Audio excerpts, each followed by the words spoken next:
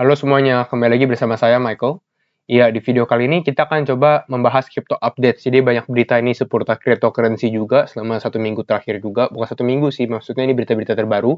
Lalu kita akan membahas tentang Bitcoin price chart juga nih, apakah sekarang sudah oke juga ya.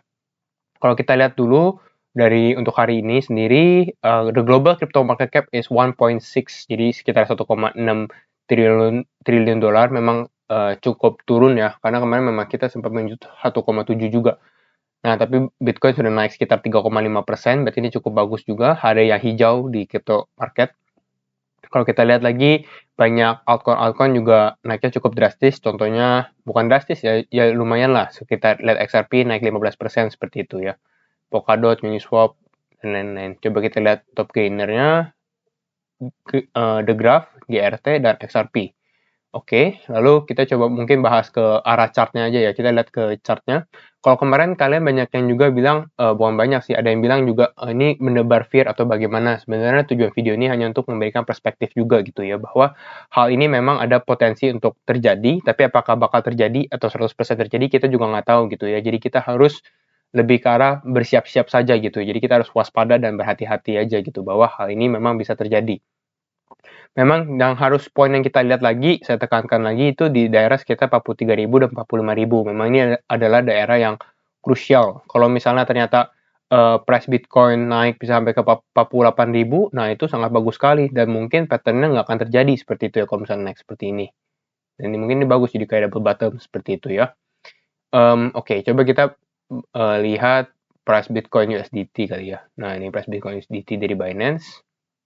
Nah, ini price Bitcoin USDT, sekali lagi dia memang membuat pattern lagi yaitu symmetrical triangle kalau kita lihat dari chart daily-nya ya. Jadi ini lebih daily, jadi lebih lama juga. Mungkin saya coba clear chartnya dulu bentar. Nah, sebenarnya chart ini bisa dibilang chartnya cukup, bisa dibilang agak bearish. Kenapa agak bearish? Karena ini kan dia drop cukup kencang juga kan. Cukup banyak dropnya. Lalu memang bisa terjadi penurunan lagi. Kalau terjadi penurunan itu mungkin bisa sampai ke level 20 ribuan, 23.000, 23.500 seperti itu.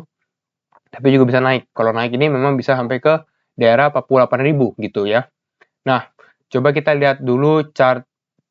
Oke, sebelum itu saya mau menjelaskan bahwa sebenarnya pattern ini pernah terjadi juga di Bitcoin chart juga. Kalau nggak salah itu sekitar Mei 2020 deh. Coba ya bentar. Nah, ini Mei 2020 juga price Bitcoin memang drop cukup banyak juga seperti ini. Nah, di sini dia memang membuat pattern segitiga juga, symmetrical triangle. Memang kalau misalnya drop, dia bisa drop lebih lanjut lagi gitu ya, ke daerah sini. Tapi ternyata kan Bitcoin malah naik kan. Kita lihat sendiri bahwa dia naik dan melanjutkan kenaikan. Berarti memang patternnya sebenarnya masih bullish juga. Kenapa sih saya masih bisa bilang bullish gitu ya? Karena salah satu alasannya adalah ada Bitcoin Conference. Bitcoin Conference ini adalah salah satu conference terbesar, bukan salah satu, memang conference terbesar untuk cryptocurrency juga di tahun 2021.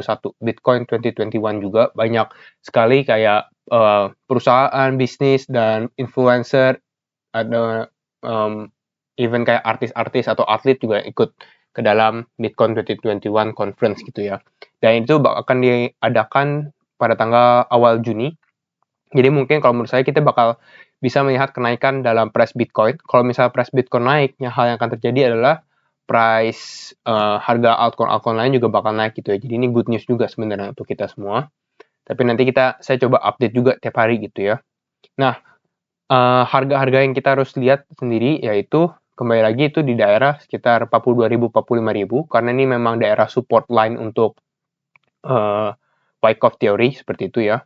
Lalu memang di sini ada support juga di daerah 42.000 di sini dan 48.000. Kalau misalnya Bitcoin bisa naik ke 48.000 mungkin dia bakal bisa melanjutkan kenaikan juga. Seperti itu. Jadi kita masih harus lihat juga ya. Nah, coba kita bahas untuk beberapa berita dulu ya. Mulai dari yang negatif dulu lah. Negatif ini. Negatif adalah nggak begitu bagus lah. Irish Central Bank official says cryptocurrency popularity is great concern. Artinya apa? Irish itu salah satu negara di Eropa, Irlandia gitu ya. Jadi central bank dia atau banknya, bank pemerintahnya seperti itu. Dia bilang bahwa cryptocurrency popularity ini great concern lah. Jadi bisa salah satu concern seperti itu ya, yang besar. Kenapa sih concernnya? Nah, Concernnya adalah a top official at the Central Bank of Ireland has warned investor over the risk of cryptocurrency. Karena memang kita bilang crypto assets are quite speculative, memang sangat spekulatif sebenarnya.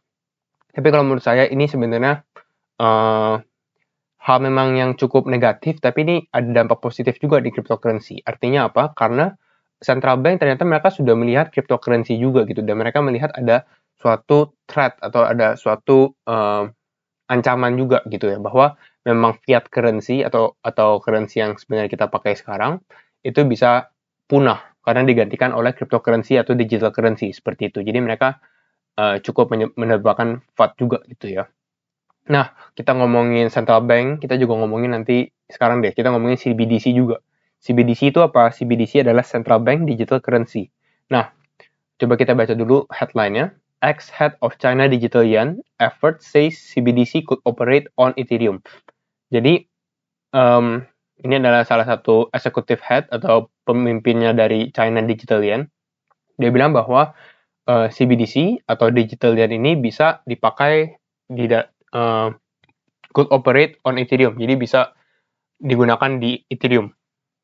Coba kita baca lagi. Central Bank Digital Currency will one day be more smart and not merely digital version of cash. Sebenarnya ini good news, berarti artinya CBDC pun memakai beberapa platform smart contract lah. Kalau kita lihat dari sini, kalau misalnya menggunakan Ethereum, berarti menggunakan Ethereum smart contract. Karena apa? Karena bilang digital currency bisa menjadi lebih smart, lebih pintar lagi. Jadi mungkin ada function lain atau kegunaan lain selain menjadi digital version of cash seperti itu. Jadi memang ini banyak good news juga tentang Ethereum. Lalu kita baca ke ini, Belt Finance loses millions in latest BSC based DeFi exploit. BSC itu apa? BSC adalah Binance Smart Chain. Jadi kalau misalnya kalian mengikuti berita beberapa minggu ini, memang banyak sekali project-project BSC ini yang terexploit. Tapi bukan project-project besar lah, bukan seperti Cake atau Bake gitu ya. Jadi ini project-project kecil gitu. Contohnya seperti Belt Finance yang dihack atau kena exploit. Jadi ada kayak ya bisa dibilang duitnya kayak dibawa kabur lah seperti itu. Belt Finance has become the latest Binance Smart Chain-based decentralized finance protocol to lose millions to an opportunistic hacker. Jadi kembali lagi kalau kita digital, memang hacker ini salah satu ancaman juga untuk ekosistemnya atau untuk kriptonya seperti itu ya. Lalu kita bahas good news-nya. Tadi kita sedikit touch on XRP, kita lihat Ripple. Memang ini adalah good news yang kita dari Ripple. Court denies SEC access to Ripple legal advice. Artinya apa? Ini artinya hakim ini denies atau mengatakan tidak atau menolak SEC, Security Exchange Commission ini mendapatkan akses. Jadi sebenarnya ini good news. Makanya kita lihat price XRP juga naik. Ripple has scored another win in its ongoing legal battle against the United States Securities Exchange Commission. Jadi ini cukup bagus untuk Ripple.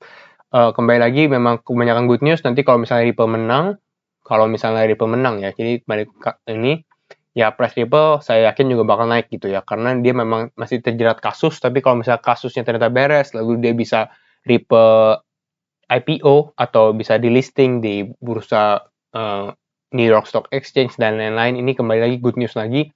Dan mungkin price Ripple bisa naik cukup drastis juga gitu ya. Karena memang dia salah satu yang belum naik banyak. Kalau kita lihat sendiri, Cardano sudah naik 800% year to date ya. Jadi ini selama 1 tahun belakangan ini.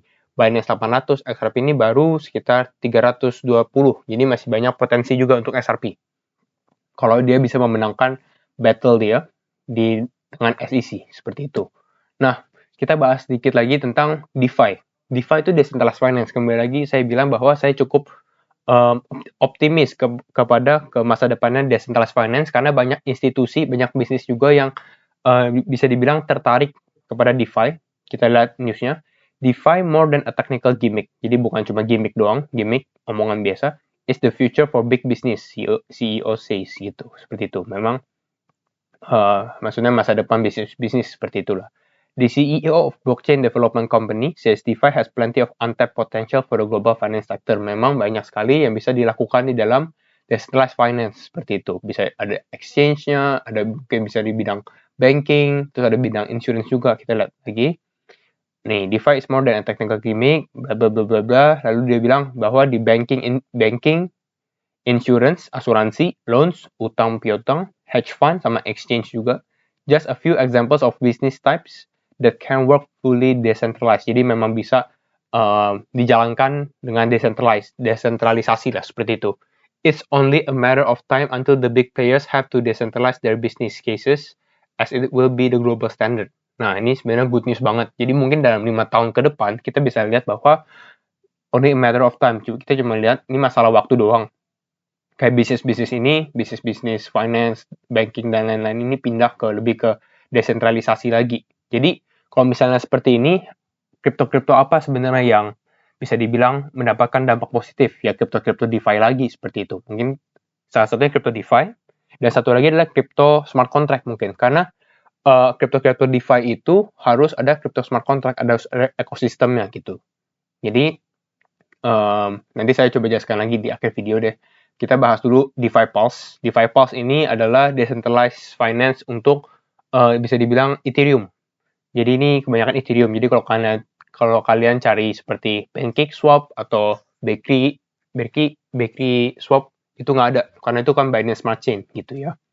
Kita lihat ini ada lending sendiri, ada Aave, Maker, Compound, terus ada DEXs, Decentralized Exchange, Uniswap, Core Finance, SushiSwap, Derivative, Satetex, Nexus Mutual, DYDX, Payment, Polygon, Flexa, Seblier, Polygon juga bagus. Aset juga ada Yearn Finance, dan ini top-topnya lah seperti itu. Nah, jadi kalau misalnya kita lihat the future of DeFi yang bisa terjadi adalah Ethereum mungkin akan mendapatkan sentimen positif juga. Kita lihat Cardano mungkin dengan Sunday Swap-nya dia, dengan nanti banyak aplikasi decentralized app yang di dalam ekosistemnya mungkin juga akan terdampak. Binance Smart Chain mungkin, tapi Binance Smart Chain sebenarnya bisa dibilang kalau kita lihat dari ininya kan banyak sekali lagi ada banyak kasus di Binance Smart Chain juga gitu ya. Tapi Binance sendiri cukup positif untuk diinvestasikan juga seperti itu. Lalu ada Polkadot juga. Mungkin ini salah satunya. Lalu ada Uniswap.